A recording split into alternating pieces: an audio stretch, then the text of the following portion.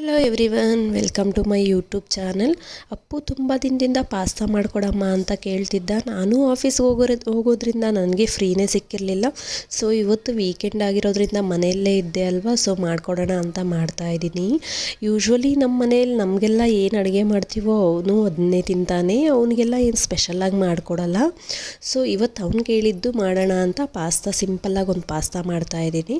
ಒಂದು ಪಾತ್ರೆಗೆ ನೀರು ಹಾಕಿ ಅದನ್ನ ಕುದಿಯೋಕ್ಕಿಟ್ಟಿದ್ದೀನಿ. ಅದೊಂದು ಸ್ವಲ್ಪ ಬೆಚ್ಚಗಾದ್ಮೇಲೆ ಪಾಸ್ತಾ ಮತ್ತು ಸ್ವಲ್ಪ ಉಪ್ಪು ಹಾಕ್ಕೊಂಡು ಬೇಯಿಸ್ಕೊತಾ ಇದ್ದೀನಿ.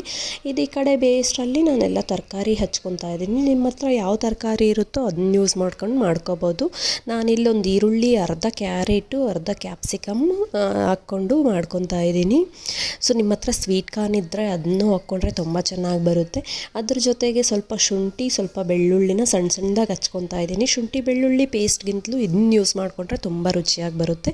ಹಾಗೆ ಒಂದು 2 ಹಸಿಮೆಣ್ಸಿನ್ಕಾಯಿನೂ ಕಟ್ ಮಾಡ್ಕೊಂಡು ಇಟ್ಕೊಂಡಿದ್ದೀನಿ. ಅಷ್ಟರಲ್ಲಿ ಪಾಸ್ತಾನು ಬೆಂದಿತ್ತು. ಅದು ಸಪ್ರೇಟ್ ಪಾತ್ರೆಗೆ ಹಾಕ್ಕೊಂಡು ನೀರನ್ನೆಲ್ಲ ಸೋಸ್ಕೊತಾ ಇದ್ದೀನಿ. ಅದಾದಮೇಲೆ ಒಂದು ಸ್ವಲ್ಪ ತಣ್ಣೀರು ಹಾಕ್ಕೊಂಡು ಅದನ್ನ ಮಿಕ್ಸ್ ಮಾಡಿಕೊಂಡ್ರೆ ಪಾಸ್ತಾ ಅಂಟ್ಕೊಳ್ಳಲ್ಲ.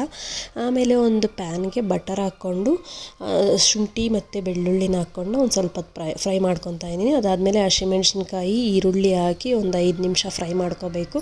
ಇದು ಸ್ವಲ್ಪ ಫ್ರೈ ಆದಮೇಲೆ ಕ್ಯಾರೆಟ್, ಕ್ಯಾಪ್ಸಿಕಮ್ನ ಸೇರಿಸ್ಕೊಂಡು ಒಂದು 2 ನಿಮಿಷ ಫ್ರೈ ಮಾಡ್ಕೋಬೇಕು. ಸ್ಪೂನ್ನಷ್ಟು ಕಾರ್ನ್ಫ್ಲೋರ್ನ ಒಂದು ಬೌಲಲ್ಲಿ ಹಾಕ್ಕೊಂಡು ಸ್ವಲ್ಪ ನೀರು ಹಾಕ್ಕೊಂಡು ಗಂಟಿಲ್ದಂಗೆ ಮಿಕ್ಸ್ ಮಾಡ್ಕೊತಾ ಇದ್ದೀನಿ.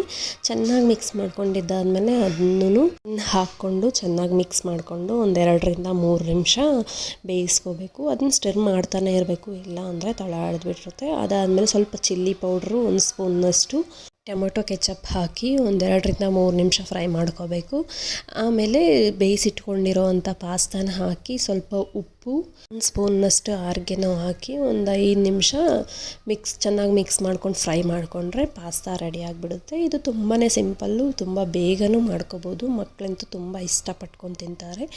ಹೊರಗಿನ ಫುಡ್ಡೆಲ್ಲ ಕೊಡೋ ಬದಲು ಮಕ್ಕಳಿಗೆ ಈ ರೀತಿ ಮನೆಯಲ್ಲೇ ಮಾಡಿಕೊಡೋದ್ರಿಂದ ಆರೋಗ್ಯಕ್ಕೂ ಒಳ್ಳೆಯದು, ಮತ್ತು ನಮಗೂ ಅವ್ರಿಗೇನಾದರೂ ಮಾಡಿಕೊಟ್ವಿ ಅನ್ನೋ ಖುಷಿ ಇರುತ್ತೆ. ಅಪ್ಪುಗಂತೂ ತುಂಬಾ ಇಷ್ಟ ಆಯಿತು.